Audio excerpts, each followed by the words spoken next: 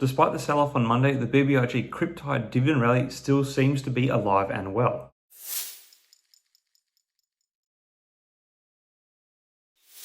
Hi again everyone, I hope you're all doing really well. So since my last video update where I gave the BBIG CrypTyde dividend rally a price target of $3.80, I received a bit of flack for naming what some perceive to be quite a low price target, with some people expecting record highs to be posted in the lead up to the May 18th date when the stock goes ex-dividend. So while Monday's capitulation of BBIG stock, which saw it drop by 39 cents per share or just short of 12% and a further 4 cents per share in the aftermarket, doesn't bode well for my $3.80 price target, as well as the naysayers who think the $3.80 price target I said was too low. I thought it does actually provide a good opportunity to further articulate why I'm targeting a lower exit price with the stock and just give some further understanding into the thinking behind my posting of the $3.80 price target. Not that what I'm saying here is investing advice, but rather what has gone into my thought process. And further to this, I will talk about why I think we are shaping up to see the price bounce back up come Tuesday or Wednesday. Anyway, so the executive summary of why I said $3.80 for the price target is that tech and growth stocks are being decimated by the falling market at the moment. And the cryptocurrency price, which is a meaningful data point for valuing the CrypTyde assets, is currently trading around year-to-date low points, thus making the current value of the spinoff thematically lower. Hence, I based my price target on the last rally peak the stock saw, which was triggered around some news regarding the CrypTyde spinoff, which was hitting the $3.80 mark about 2 months ago. The event triggering that last rally was when the SEC CrypTyde filings for the Nasdaq listing and the demerging of TYDE from Vinco Ventures had been filed.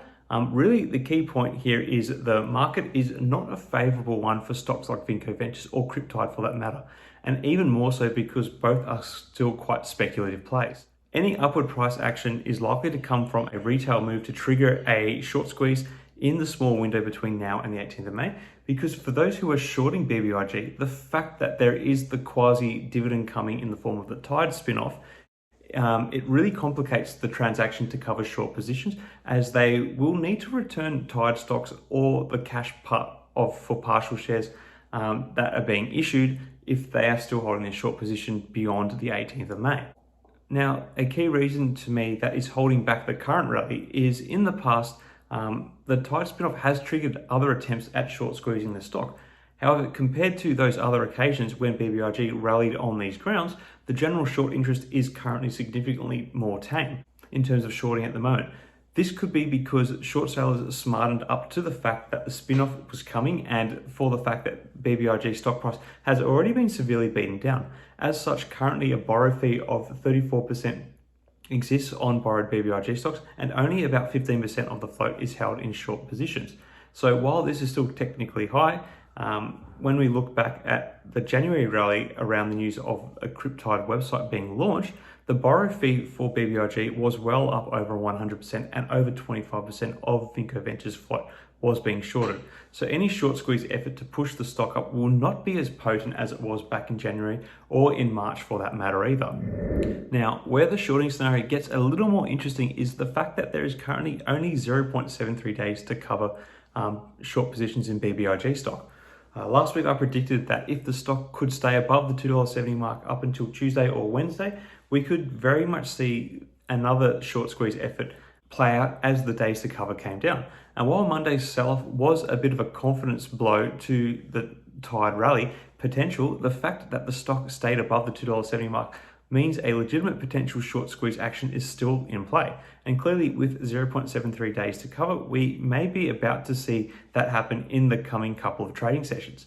But given the current market sentiment towards speculative stocks and the lower firepower of any potential short squeeze with BBIG at the moment, as well as the low prices currently for cryptocurrencies, I really don't see a significant rally coming from all of this. Well, not like we have seen in the past with this stock anyway.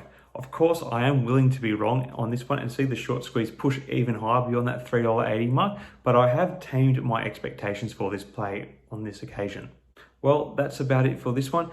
Do you see the stock pushing much beyond my $3.80 price target in the lead up to May 18? If so, let me know where you think it's going to go in the comments below. Until next time, may the markets trade in your favor. Cheers.